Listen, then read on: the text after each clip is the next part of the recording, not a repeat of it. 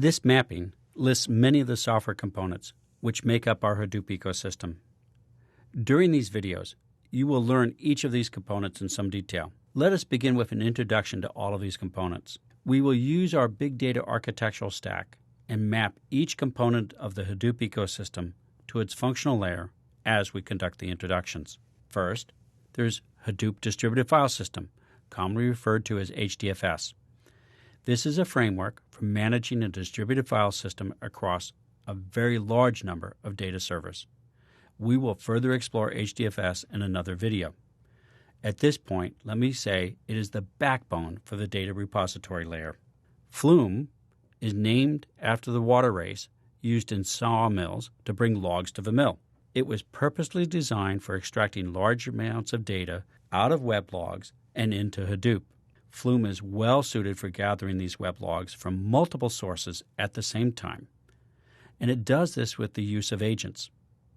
Each agent is freestanding, and the agents are very easily connected one to the other. Flume comes with many connectors, and it's very fast and very reliable to build robust agents. And best of all, Flume is very, very scalable. The name Scoop is the combination of SQL with the word Hadoop. It's an absolutely great tool for exporting and importing data between any RDBMS and the Hadoop distributed file system. It comes with a JDBC and also a common command line interface. Most importantly, Scoop supports parallelization across the cluster. It has the ability to deploy as many MapReduce jobs as required to transport the data all in parallel. I use this tool frequently and have always found it to be reliable and a stalwart ally in the battle for moving data into the Hadoop cluster. Avro is a data serialization system, and we use this all the time for moving data into and out of Hadoop.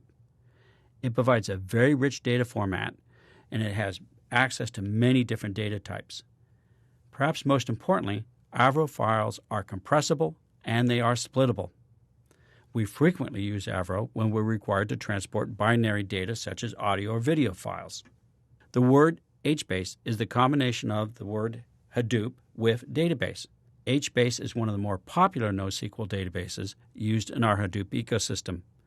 It was purposely built to run on top of Hdfs.